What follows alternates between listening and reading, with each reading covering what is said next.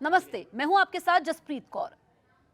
गर्मी का 150 साल पुराना रिकॉर्ड टूटेगा, भट्टी की तरह तपेगी धरती। जी हां, जो मौसम वैज्ञानिकों की ताजा चेतावनी है वो खौफनाक है। वैज्ञानिकों का कहना है कि इस साल का अल नीनो कोई आम मौसमी घटना नहीं बल्कि एक सुपर अल नीनो में तब्दील होने जा रहा है। इसका सीधा सा मतलब यह है कि गर्मी के अब तक के सारे रिकॉर्ड ध्वस्त होने वाले हैं। हमारी धरती एक भट्टी की तरह तपने वाली है, लेकिन आम जनता के लिए ये शब्द काफी तकनीकी होते हैं। बहुत लोग इसे समझ नहीं पाते हैं कि आखिर ये अल नीनो नाम की बला क्या होती है। एक बात यह कि इस साल गर्मी ज्यादा पड़ेगी क्योंकि अल नीनो असर डालेगा। ये शायद आपने सुना हो, लेकिन अब तो कह रहे हैं कि इस साल का El Nino super El Nino होने वाला है, यानी गर्मी के सारे रिकॉर्ड टूटने वाले हैं। तो ये सुपर अल नीनो क्या बला है? ज्यादातर पब्लिक तो ये भी नहीं समझती कि अल नीनो क्या होता है। पहले तो वही समझ लेना चाहिए, उसके बाद समझेंगे कि सुपर अल नीनो क्या होता है। तो अल नीनो स्पेनिश भाषा में छोटे बच्चे को कहते हैं, छोटे लड़के को या बालक। जी हाँ, ये बालक कुछ सालों में लौटकर आता रहता है।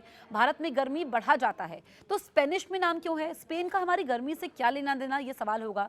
तो वैसे तो स्पेन का एल नीनो से भी कोई लेना देना नहीं है, भारत को आग की तरह जलाएगा सुपर अल नीनो। ये नाम अल नीनो इसलिए स्पेन की भाषा में है क्योंकि दक्षिण अमेरिका के ज्यादातर देशों पर स्पेन का राज हुआ करता था। जैसे भारत में अंग्रेजों का राज हुआ करता था, तो यहाँ अंग्रेजी भाषा उनके साथ आई। लेकिन भारत में पहले से लोग रहते थे और हमारी अपनी भाषाएं भी थी, लेकिन दक्षिण अमेरिका के बड़े से महाद्वीप पर बहुत ज्यादा आबादी नहीं थी, सारा जंगल था। कुछ मूल निवासी वहाँ के रहा करते थे, तो स्पेन और पुर्तगाल जैसे यूरोप के देशों के लोग वहाँ गए और बस गए और राज किया। तो उनकी भाषाएं दक्षिण अमेरिका की भी भाषाएं हो गई। जैसे ब्राजील में पुर्तगाल की भाषा बोली जाती है, लेकिन बाकी दक्षिण अमेरिका महाद्वीप के ज्यादातर देश में स्पेन की भाषा स्पेनिश बोली जाती है।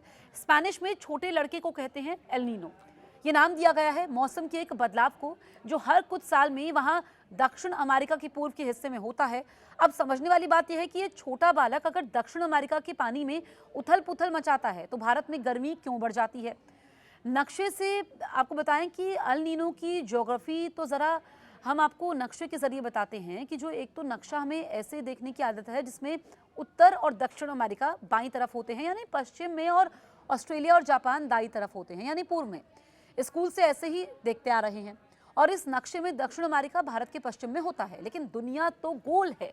तो नक्शे को अगर ऐसे खींचे पूर्व की तरफ से तो ऑस्ट्रेलिया के और आगे जाने पर क्या आएगा? दक्षिण अमेरिका ही आ जाएगा।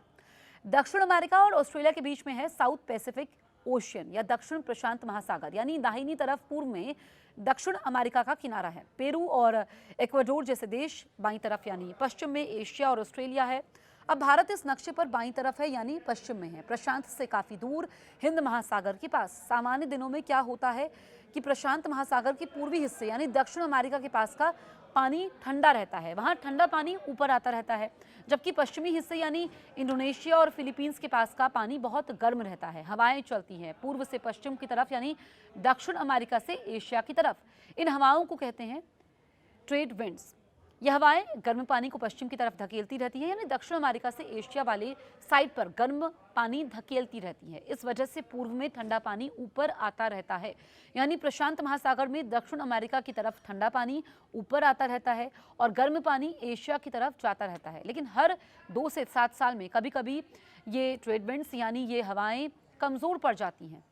इसको कहते हैं अल नीनो। फिर भारत में नहीं होती है बारिश, जैसे किसी ने हवा का स्विच ऑफ कर दिया, तो वो गर्म पानी जो पश्चिम में जमा था, एशिया की तरफ जमा था, वो अब पूर्व की तरफ यानी दक्षिण अमेरिका की ओर बहने लगा। यानी पूरे प्रशांत महासागर का पानी असामान्य रूप से गर्म हो जाता है।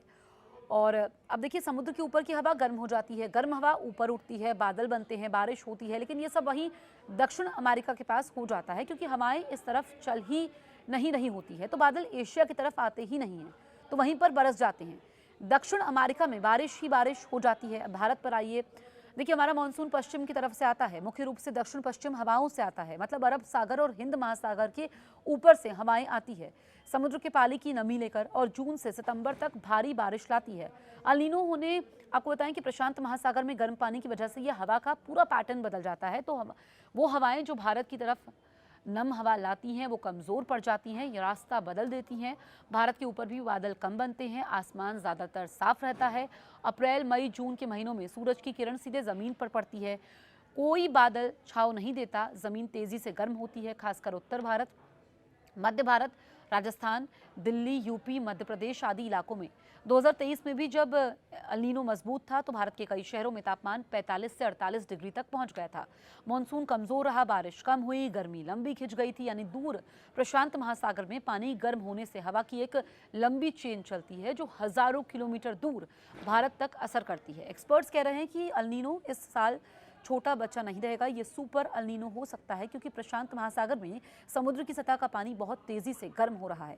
मध्य प्रशांत महासागर में तो साप्ताहिक तापमान पहले ही आपको बताएं कि यहाँ पर काफ़ी ऊपर पहुँच गया है। पानी की ऊपरी सतह के नीचे भी बहुत गर्म पानी जमा हो गया है, 6 महीने में लगातार बढ़ रहा है। सुपर एल नीनो मतलब जब मध्य प्रशांत महासागर में पानी 2 डिग्री या उससे ज़्यादा गर्म हो जाए।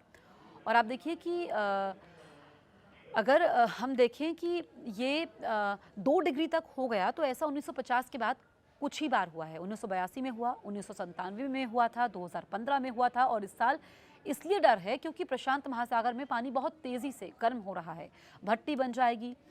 धरती के पानी के नीचे बहुत ज़्यादा गर्म पानी का बड़ा भंडार बन गया है, ये ऊपर आ रहा है, हवा के साथ मिलकर हवा को और गर्म कर रहा है। पूरी पृथ्वी पहले से ही ग्लोबल वार्मिंग से गर्म हो रही है, इसलिए जब एल नीनो आता है तो उसका असर और तेज हो जाता है। कुछ एक्सपर्ट्स कह रहे हैं कि इस साल वाला 150 साल में सबसे मजबूत एल नीनो हो सकता है। अगर इस साल का El Nino super El Nino बन गया तो मानसून और भी कमज़ोर हो सकता है, यानी बहुत कम बारिश हो सकती है, सूखा पड़ सकता है, गर्मी और हीट वेव की लहर और लंबी और तेज़ चलेंगी और उत्तर भारत पर, मध्य भारत पर और पश्चिम भारत पर सबसे ज़्यादा असर पड़ेगा।